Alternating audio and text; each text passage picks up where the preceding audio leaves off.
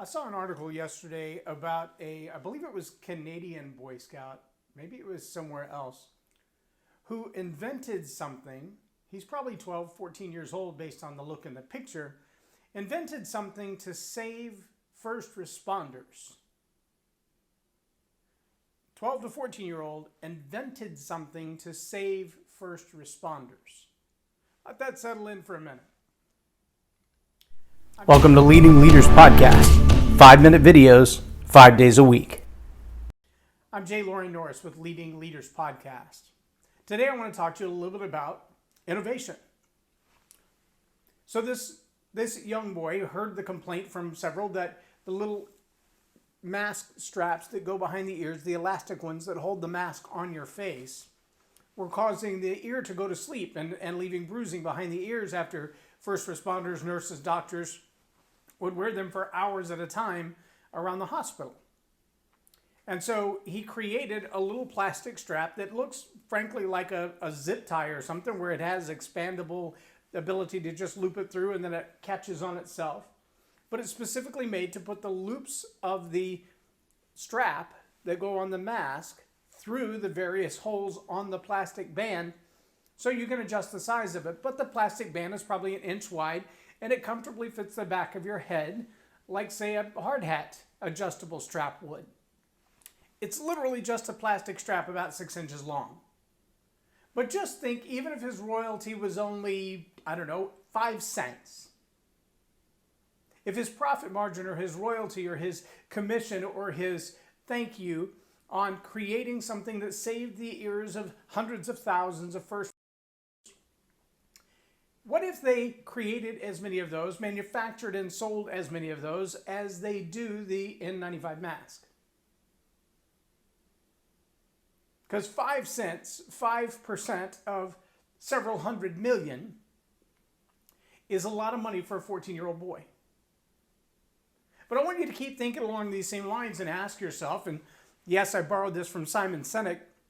He pointed out in a presentation he was doing recently, I believe it was for the martial arts industry. You may have seen it all over social media, but he made the point that when Netflix came along, Netflix was not a major television, movie studio, television broadcasting network, movie creator, movie theater.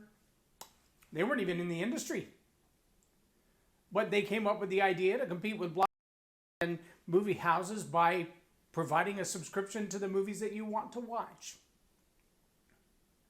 And now they dominate the industry. They weren't industry leaders in the industry. They came from outside the industry, and now they dominate the industry. How many things have come across your mind as ideas and you thought to yourself, maybe someone said to you, if that doesn't work, don't you think the geniuses in the industry were going to do it? See, Simon tells in this talk, so I'm trusting his evidence, not my own research, which is a bad idea, by the way, but I trust Simon Sinek as an expert and as a professional. He said that there was a time when the president of Blockbuster approached the board and said, this Netflix thing, they may be onto something with the idea of subscriptions. Maybe we should just do a subscription model for the DVDs through Blockbuster. And the board came back and said, no way.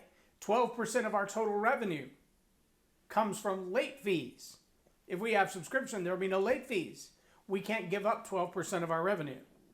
So they 12% of their revenue, they gave up 100%. The company is now bankrupt and out of business. Genius move, right? How often do we have opportunities in our own life where we're sitting in the industry and watching an outsider modify it, or we're sitting out thinking, well, I have a great idea for it. So here's one for you. I had this idea this morning. It just kind of wandered through my mind. I'm not just to promote it or perfect it, but somebody watching just might be. If you're a fitness trainer or a martial arts instructor, I want to challenge you to look at something like WeFit or iCandy as a way of doing your own training. Because if you could interact in a way similar to what the video games do, where they measure the movement of a kick or a punch in order to track the person playing basketball, if you could use that virtual reality of the iCandy camera to help someone tell them if they're doing wrong in their squats or doing wrong with their front punch or doing wrong with their roundhouse kick, you could educate virtually just like you would face to face if you were watching their movements and judging or monitoring their movements to help them improve. There's a powerful opportunity there to use technology that already exists to do the job that you're already doing and to do it better. In fact, accessible to people you currently don't have access to.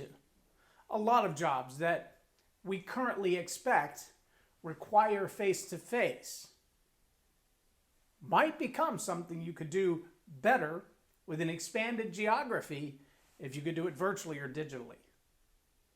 Just a challenge to think outside the box and think of new ways to lead in your industry or lead in an industry you're not even in yet. I'm Loren Norris with Leading Leaders Podcast for Tell It Like It Is TV. Have a blessed day. Subscribe now for our extensive video library of leadership lessons promoting faith, family, and freedom.